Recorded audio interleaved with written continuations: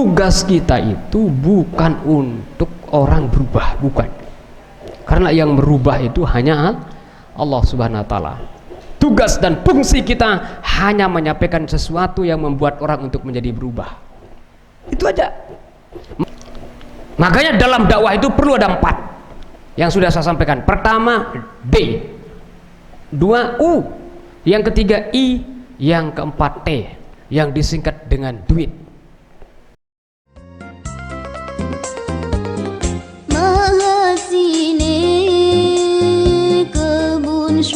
Oh, alasan mengatakan Sayyidina. Yang berikutnya, alasan orang mengatakan Sayyidina itu adalah qiyas. Fanadathul malaikatu wa huwa qa'imun yusalli fil mihrab anna Allah yubashshiruka bi Yahya musaddiqan bi kalimatin min Allah wa sayyidan wa hasuran wa nabiyyan minas salihin. Lah kalau Nabi Yahya disebut langsung oleh Allah dalam Al-Quran sebagai Sayyidan,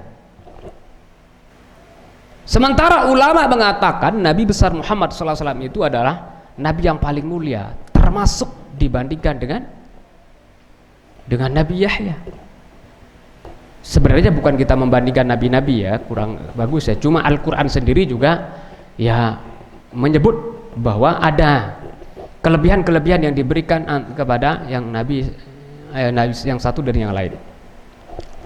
Tilkar rusulu faddalna ba'dahum ala ba'd. Tilkar rusulu, rasul-rasul itu. Tilkar rusulu faddalna ba'dahum, kami lebihkan sebagian mereka dibandingkan dengan yang lain. Tapi dari segi keimanan tetap sama.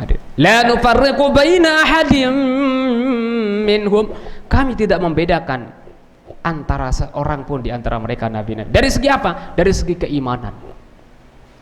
Kalau dari segi keimanan sama semua nabi itu, kualitas keimanan mereka itu sama. Yang berbeda itu adalah kualitas kesabarannya di dalam berjuang. Sehingga ulama mengkelompokkan pada itu ada istilahnya rasul dari kalangan ulul azmi. Ulul azmi minar rasul. Pasbir kama sabara ulul azmi minar rusul. Sabarlah kalian sebagaimana bersabar ulul azmi minar rusul. Nah, di antara 25 nabi yang disebut dalam Al-Quran, ada adik yang mendapat peringkat 5 besar. Ya tentunya 5 orang ini ya dari segi keimanan sama, tapi dari segi kesabaran itu berbeda-beda dibandingkan dari yang lain. Coba aja bayangkan dari ya Allah, terutama sekali yang 5 yang disebut ini ya, Nabi Nuh, Nabi Ibrahim, Nabi Musa, Nabi Isa, Nabi Sar, Nabi kita Nabi besar Muhammad SAW. Itu yang diberi gelar ulul azmi. Sangat nyocok, layak mereka disebut ulul azmi. Coba bayangkan siapa yang sanggup dakwah seperti Nabi Nuh. Ada yang mengatakan bahwa beliau diangkat selain jadi rasul setelah usia 500 tahun. Dakwah 450 tahun dakwahnya. Coba bayangkan itu. Ini perlu kita ingat-ingat adikku dalam berjuang. Nabi Nuh itu ada yang mengatakan beliau diangkat menjadi rasul setelah usia 500 tahun, dan beliau itu dakwahnya selama berapa? Selama 450 tahun. Wala bisa fihi, apa katanya? Dia walaqad arsalna nuhan ila qaumi fala bisa fihim alfasanatin illa khamsina ama. Walaqad arsalna nuha, sungguh kami telah mengutus Nabi Nuh, arsalna nuhan ila qaumi, kepada kaum, fala bisa fihim. Nah kalau kita lihat berarti dari ayat ini berarti seolah-olah gitu beliau itu dakwahnya itu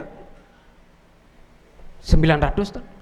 Karena fala bisa fihim alfasanatin illa khamsina ama.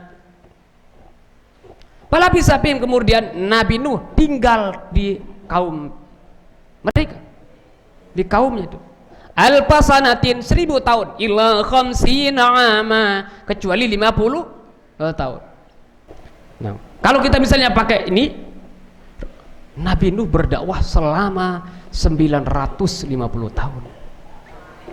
Penting ini ya, menjadi catatan kita itu dalam dakwah itu, supaya jangan terlalu cepat menyerah.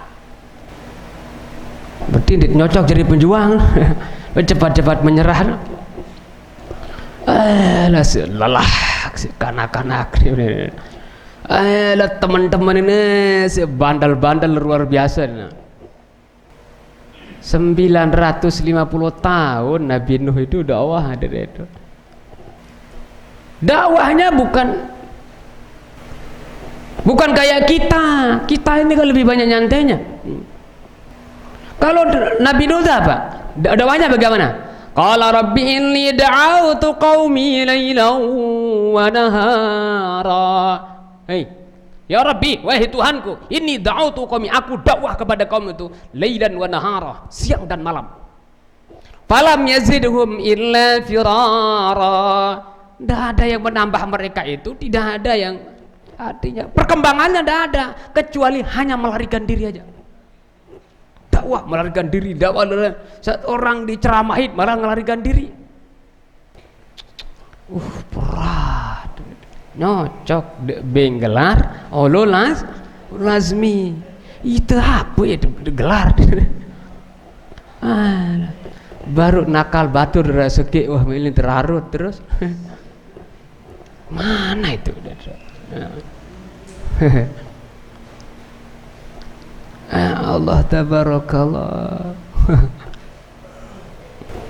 Nggak bisa. Hati itu bukan kita yang menggenggam hati orang. Yang menggenggam hati orang itu adalah Allah SWT. Kalau kita bisa memberikan hidayah kepada orang, bisa memerintahkan orang sesuai dengan kehendak kita, harus sami'na wa ata'na semuanya.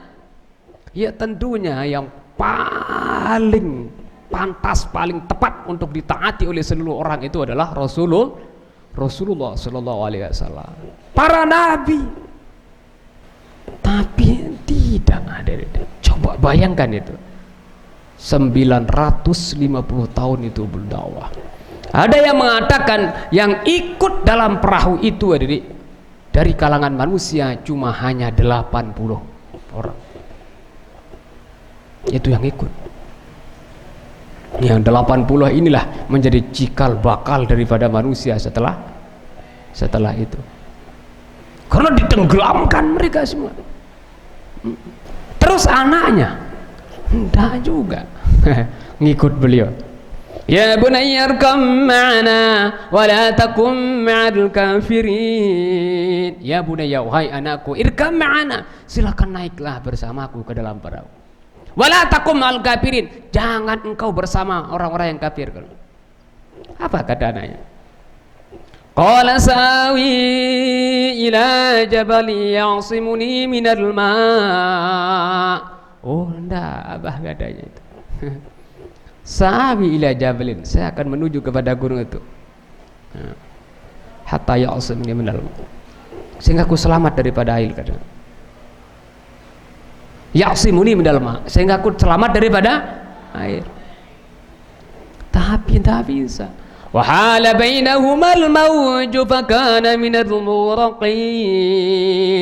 Antara Nabi dan adanya, blok, langsung ombak besar itu menghalanginya.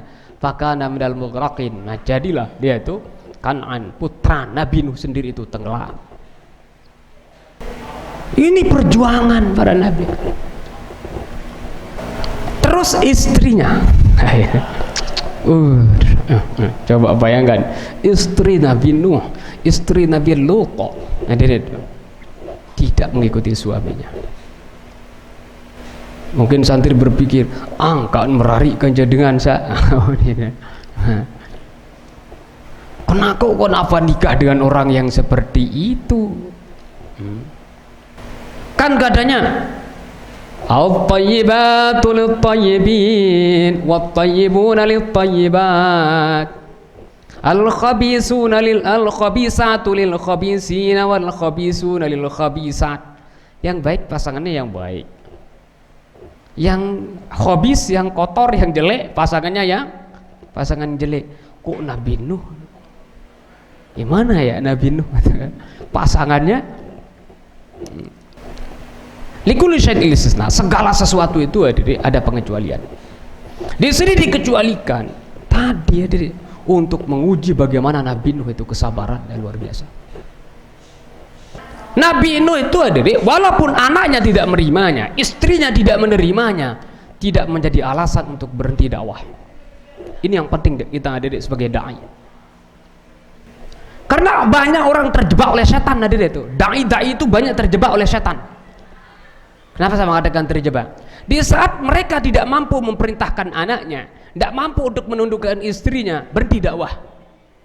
Ngapain dakwah sama orang? Anak sama istri saya saja dan tidak bisa saya rubah katanya itu. Setan udah masuk itu.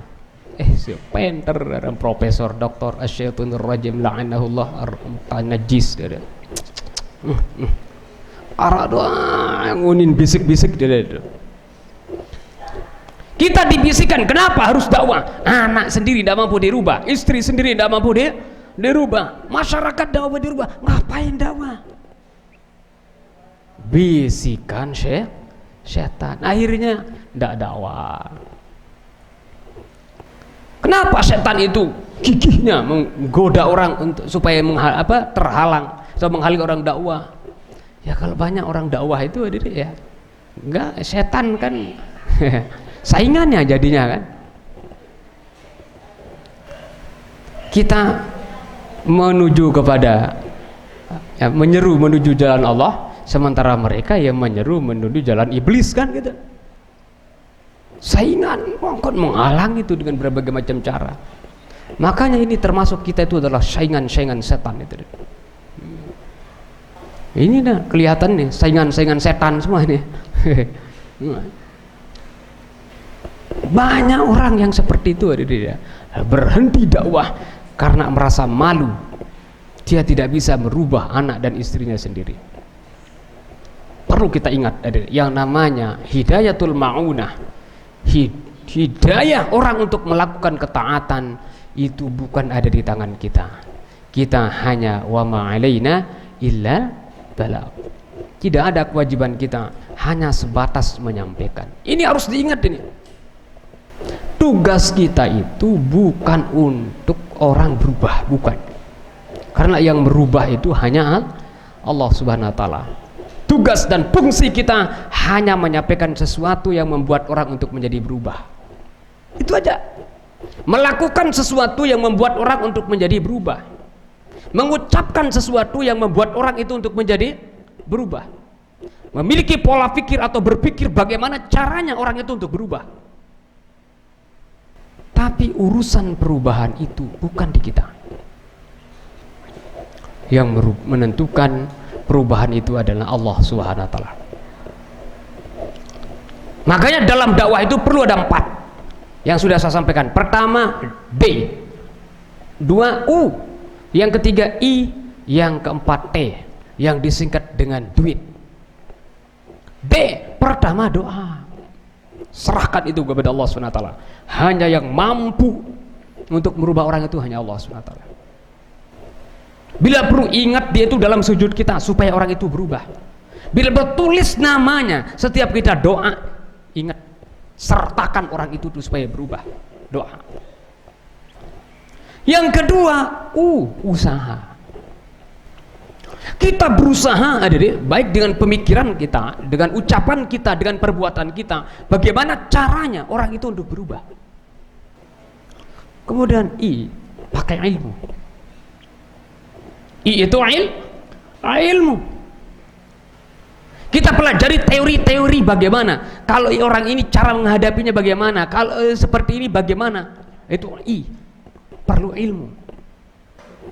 Setelah 3 ini sudah kita lakukan. Doa udah. Usaha udah maksimal. I-nya justru usaha kita itu justru dan menggunakan ilmu pengetahuan. Setelah itu baru T. Udah. Tawakal Allah. Serahkan itu semua kepada Allah Subhanahu wa taala. Bukan urusan kita itu, urusan mau berubah dan tidak itu ada. Kita hanya ada di itu yang 4 itu, doa supaya orang berubah, usaha kita dengan pikiran kita, dengan tutur kata kita, perbuatan kita untuk orang menjadi berubah, orang mendapat hidayah. Kemudian kita pelajari teori-teori gimana atau ilmu-ilmu bagaimana orang untuk ya bisa berubah sesuai dengan karakter masing-masing orang, sesuai dengan usia masing-masing orang. Setelah 3 ini ada udah serahkan kepada Allah SWT, tawakal, aman.